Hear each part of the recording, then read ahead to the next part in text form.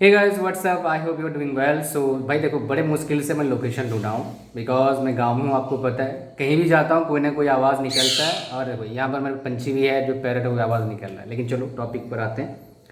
क्या आपको third year college से बीटेक करना चाहिए या नहीं, उसके बारे में अपन बात करेंगे इस वीडियो में। तो पूरा वीडियो लास्ट तक देखना, आपको बहुत कुछ सीखने को मिलेगा, जानने को मिलेगा। तो आपको पहले दिल की तसल्ली के लिए बता दूं, so I am product of third year college, engineering college. So और मैं अच्छा खासा कमा लेता हूँ, जो शायद टीयर वन कॉलेज के बच्चे नहीं कमाते होंगे मोस्ट प्रोबेबली। राइट, एवरेज में अगर देखोगे तो इसका मतलब क्या है, पैसे आप कमा सकते हैं। कोई पुराने या फिर कोई गड़बड़ वाली बात नहीं कि आप थर्ड ईयर कॉलेज से हैं तो आप पैसे नहीं कमा पाएंगे। लेकिन प्रॉब्लम कहाँ आएगा, प्रोज एंड कॉन्स हम दोनों की बात करते हैं, जो शायद आपको पता नहीं है और आगे शायद आपको फेस करना पड़े, और उन प्रॉब्लम कैसे निकलेंगे। देखिए, फर्स्ट ईयर और थर्ड ईयर कॉलेज का मेजरली एक ही आपका लॉन्ग टर्म प्रॉब्लम होता है, वो क्या है, टैग का। और टैग अगर अच्छा नहीं होता है आपका, अगर मान लो आप आईआईटी से हैं या टॉप एनआईटी से हैं या ट्रिपल आईटी से हैं, आप किसी भी जगह पर अप्लाई करते हैं तो जब फर्स्ट शॉर्ट लिस्टिंग होता है या फिर इंटरव्यू रूम में जब आपका नाम आता है तो लोग देखते हैं एक बार कहाँ से पढ़ा है।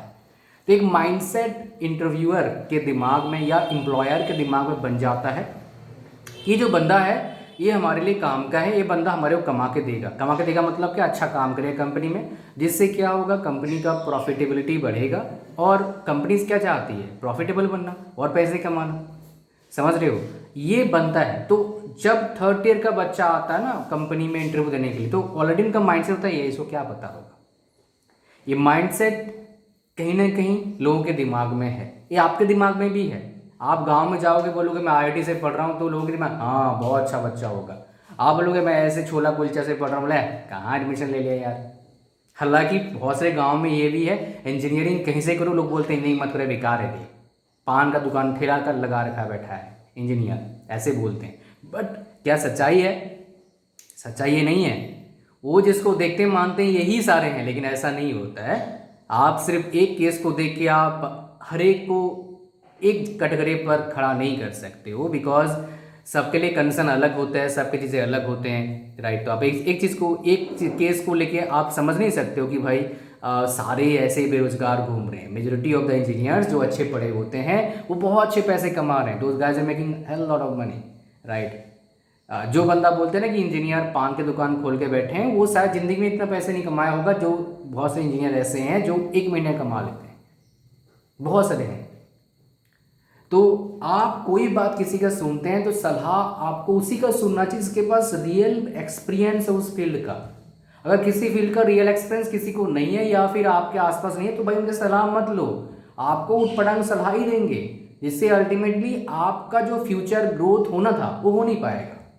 मैं आपको मेरे एग्जाम्पल बताऊं, जब मुझे नौकरी छोड़ना था 7 साल पहले मैं बोलूंगा, तो मैंने बहुत सारे लोगों से बात करा। वो सारे वेल एजुकेटेड थे, आईआईटी एनआईटी से थे भाई।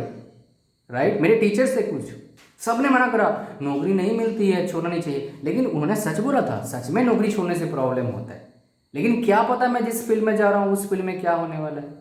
अगर नौकरी छोड़ दिया था, अगर मान लो मैं किसी का, हालांकि मैं किसी का बात सुनता नहीं था, सुना नहीं करता हूँ इन जनरल, जहाँ पर मैं अपना माइंड सेट स्ट्रॉन्ग कर लेता हूँ, मैं अपना काम करके रहता हूँ, मैं अपना सक्सेस उस फील्ड में पा के रहता हूँ, अब तक तो यही होता रहा है। राइट, आगे का पता नहीं, I don't know. Right, but try करूँगा डेफिनेटली आगे का भी। सो मैंने एफर्ट डाला और मेरे को सक्सेस मिला। अब जो मेरे को मना करते थे वो हमारे साथ काम करते हैं, कुछ ऐसे भी हैं।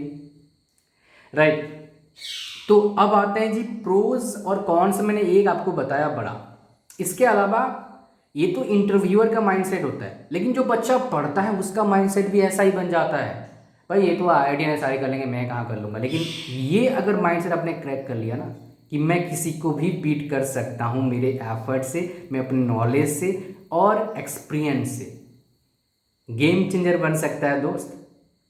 और ऐसे सैकड़ों लोगों ने करा है। बस आपको माइंडसेट चेंज करना है अपना, कि मैं जो कर रहा हूं वो सही कर रहा हूं, एफर्ट डाल रहा हूं उसमें। मतलब क्या है, कोई काम कर रहे हो वो सही चल रहा है आपका, सेम काम कोई आईआईटीएन कर रहा है, राइट, वो भी अच्छा करेगा। लेकिन आप उसको बीट कैसे कर पाओगे?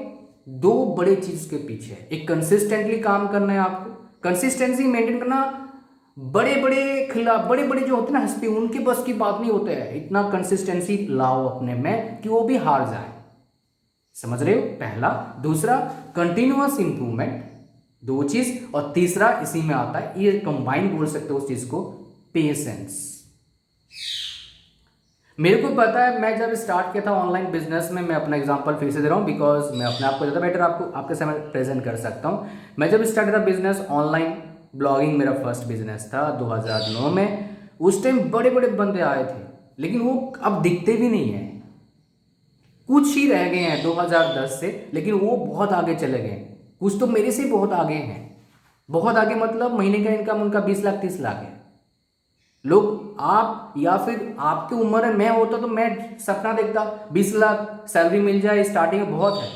नाउ थिंक अबाउट दिस कि वो बंदा जो है 30 कॉलेज से पढ़ा है, 25 लाख 30 लाख महीने कमा रहा है। सोचो क्या है उसके पास ऐसा। एक ये तीन चीज जो बताया वही उनके पास है, लेकिन ये तीन चीज जब आपके पास आ जाएगा ना, आप महसूस करोगे उस चीज को, आपके अंदर एक सुपर अलग ही लेवल का एनर्जी आपके अंदर डेवलप हो जाएगा कोई चीज़ को अचीव करने के लिए। आपको भी मज़ा आएगा उन चीज़ों को अचीव करने के लिए।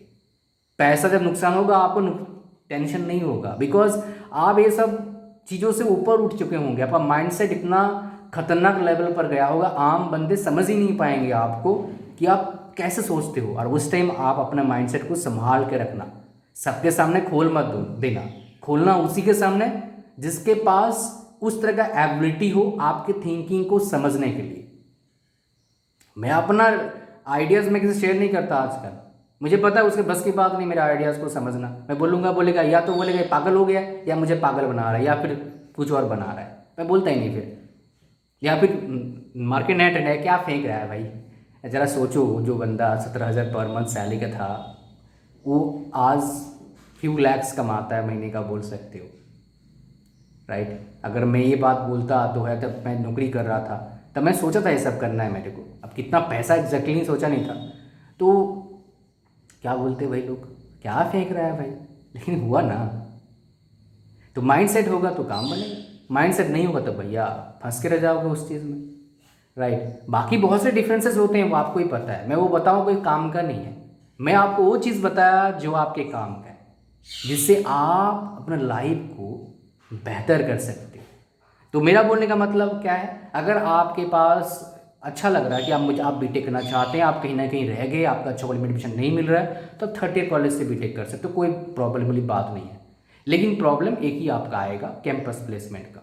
उसको टैकल करने का दो ही तरीका है, या तो भाई पहले ही आपको ऐसा अपने आप को बना लो, एंटरप्रेन्योर बना लो कि कैंपस प्लेसमेंट की जरूरत नहीं है। दूसरा, उसमें दो ऑप्शन है, प्राइवेट जॉब लो छोटे वाला, या फिर हायर एजुकेशन लो, गेट देखे कैट देखे।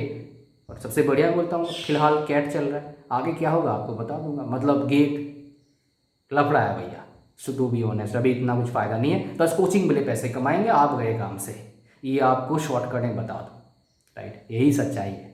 आप मानो तो अच्छी बात है, ना मानो तब भी अच्छी बात है, मेरे को कोई दिक्कत नहीं है, राइट। जो मेरे को सच लगा आपको बता दिया। Well thank you very much, because ये है भाई मेरे गांव के, मेरे घर के बैकयार्ड। मैं पीछे बैठा हूँ, आगे तो भैया कुछ अलग ही लेवल का काम चल रहा है। चलो thank you very much, god bless you, bye bye.